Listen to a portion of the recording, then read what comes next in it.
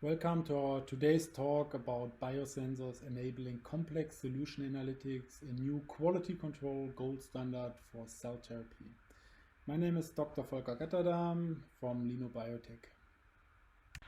There's a saying that in the California gold rush, shuffles were the most requested tools and that people actually could make more money by selling these shuffles than by actually digging for gold.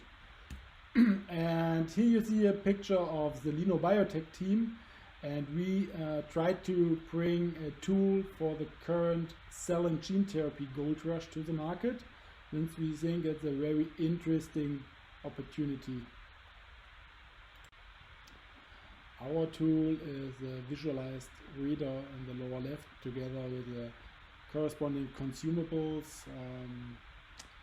It's easy and assay design due to the label-free nature of the detection principle. It is very easy and convenient in terms of data interpretation and visualization. Besides this effect, the technology is fast for the sample preparation, though we don't need any purification or any dilution steps. We can measure directly in the sample fluidics, even if they are unpure. Also, the data generation is kept as fast as possible due to only a limited amount of available steps here. And the versatility of the solution is also given in terms of integration in existing workflows. Though there will be an auto-sampler unit available, but also a fluidic module which allows addition of additional fluidics for washing or incubation. The whole reader will be accessible for pipetting stations, and also the software will be fully integratable into existing workflows and databases. Also, there's a high flexibility or versatility regarding the applications. Also, lino is focusing on the bioprocessing, so cell and gene therapy at the moment. The same reader can be easily used also for other applications in drug discovery or in diagnostics. So if you ask yourself how a label-free optical biosensor is built or what it actually can do, it can characterize various types of important biological components and characterize mechanisms of them actually. So it could be you want to look at a small molecule drug, for example, or for an antibody therapeutics, you need data. It could be also that you are interested in interaction between the ligand and the receptor, or that you have other biomarkers of interest in drug discovery or in diagnostics, and so on. All of these label-free biosensors most of the time have common architecture, though you need a solid support. On this solid support, which is actually your chip or your consumable, you are immobilizing or binding a capture reagent. Could be an antibody, could be DNA, could be something else. And this capture reagent or biomolecule in our case is detecting your target, what you want to measure. And this is normally done by just binding it to the surface. And there are plenty of instruments on the market. They are all to be put in the area of refractometric sensing principle, where the goal is to measure an angle shift or something similar, which is triggered by the change of the refractive index on top of the sensor. And the refractive index can be changed by all kinds of things, not only by the protein binding, but also if you change a buffer, if you have a shift in the temperature, and so on. That means all these instruments have the same pros and cons, more or less.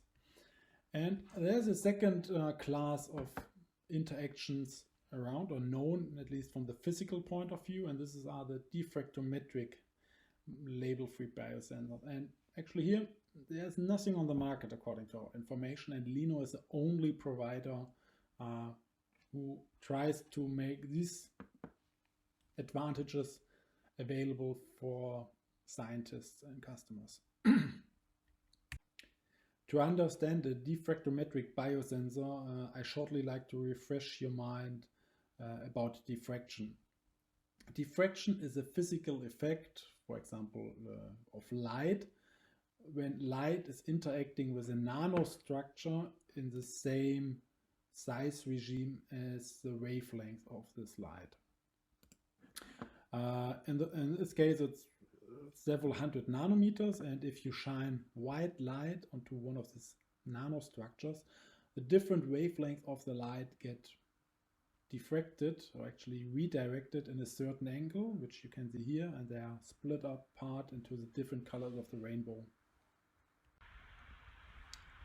To make it a little bit easier to understand for you, we prepared a short animation where you can see our readout.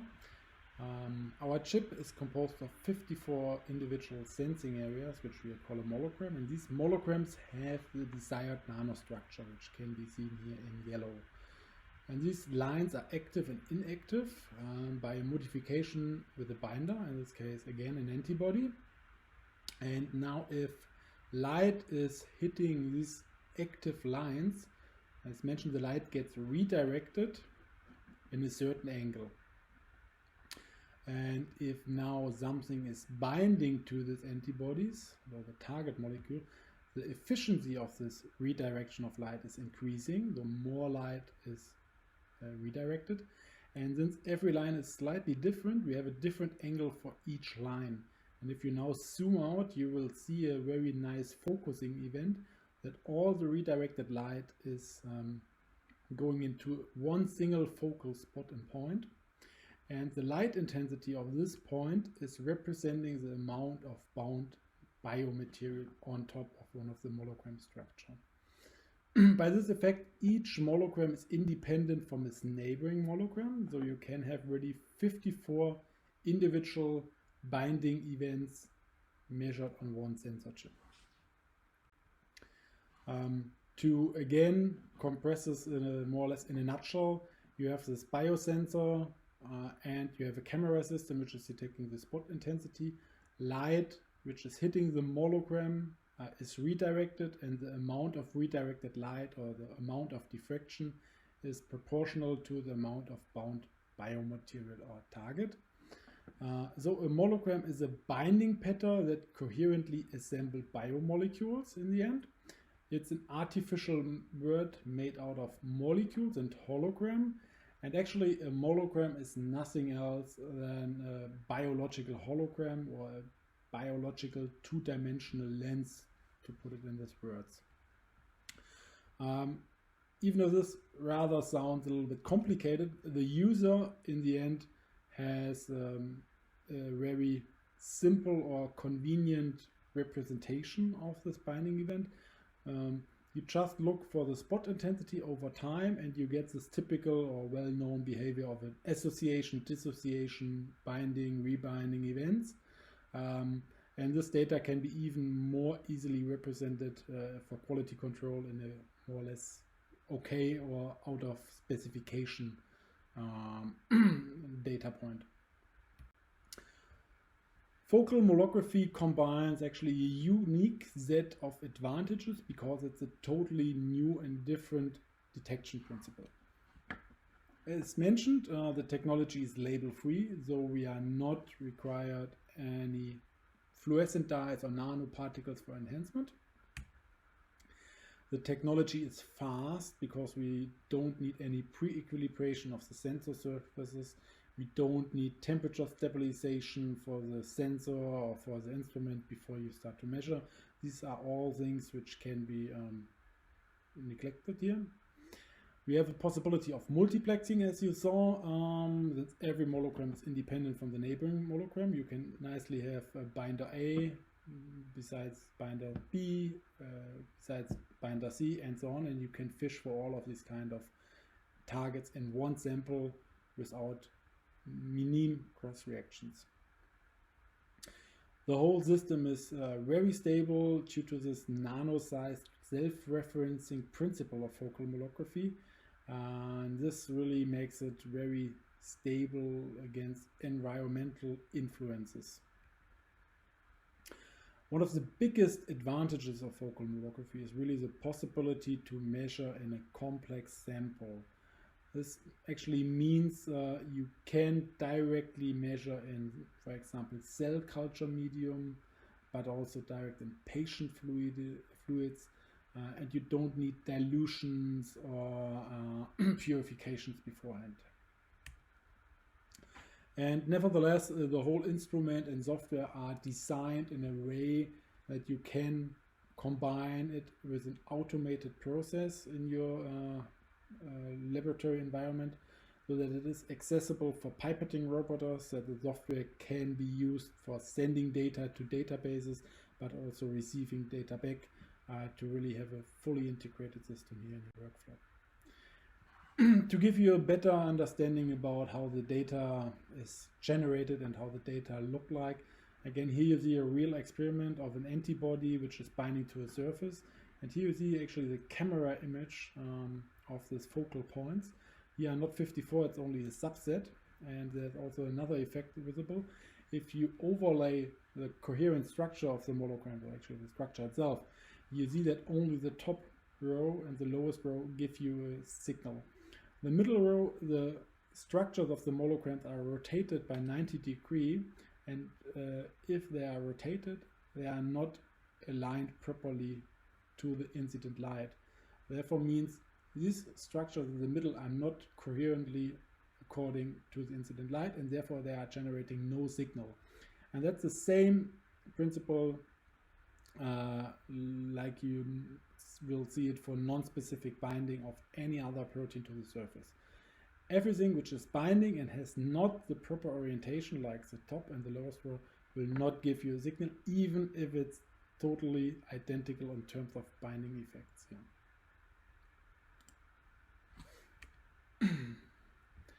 And in the end, you can now generate the binding curves from each individual spot, and you have your real-time label-free characterization of a biological interaction. When it comes to the sensor chip architecture, this is based on a universal binding concept to be actually able to tackle various applications. So we are not going for a direct immobilization of an antibody, we are going for a direct immobilization of a DNA anchoring sequence or an oligonucleotide. And then we have different well-characterized DNA pairs and sequences. And on the schematic illustration here, every color represents a different sequence. And it means you can have a protein conjugated to the complementary sequence. And this conjugate is finding the monogram position just by a DNA-directed hybridization approach. So you, the customer, don't need a spotting facility to spot or address the different things. This is all by itself built into the chip architecture to have a very easy and convenient workflow. From our product pipeline, for you as information, at the moment we are mostly working with a very simple construct where all the binding spots are functionalized with the same. But more of them are in the pipeline, like a 6-channel chip where you have 6 different binding possibilities, and in the end we want to go to a 54 possibility where we have really a huge subset of DNA sequences available to functionalize every spot with a unique binder. Regarding the use of focal molography, there are different possibilities. The easiest one is a one-step approach where the chip is ready to use, pre-functionalized with a binder. You just open the chip, put it in the instrument, put your sample on top, hit the measure button, and that's it. If you may be dealing with more sensitive proteins which are not stable for long-term storage, you can also obtain an only DNA containing chip from lino, only with the anchoring DNA. And you can have a separate kit with the conjugated protein binders, which you buy shortly before you do your experiment. You incubate both also directly before you do your measuring experiment. The different conjugates will easily self-assemble to the different molographic spots and will establish your active sensor in situ, more or less. And in case you want to work with your own proteins, which are maybe not commercial available as DNA conjugates, you can also do this by yourself, by again just obtaining a Planck anchoring DNA sensor chip. You conjugate your proteins with a corresponding oligonucleotide sequence, and you incubate on the chip, and you are ready to do your measurements, which is highly customizable to your requirements. So until now we only talked about the diffractometric sensing principle of our solution, which is represented actually by the spot intensity and which is proportional to the target specific binding to the monogram lines. But there are actually more possibilities in terms of data acquisition. We can also have a refractometric sensing information, which gives you a global surface based information regarding everything which is happening on top of the monogram. And this can be characterized or compared to a classical SPI measurement simultaneously to a focal molography measurement. And since we are based on class here with our sensor chips, we also have no problem in acquisition of a fluorescence image from the surface. And this can be a beautiful control experiment actually for your assay. And by our instrumentation or solution, you can combine all these three channels in one experiment very easily.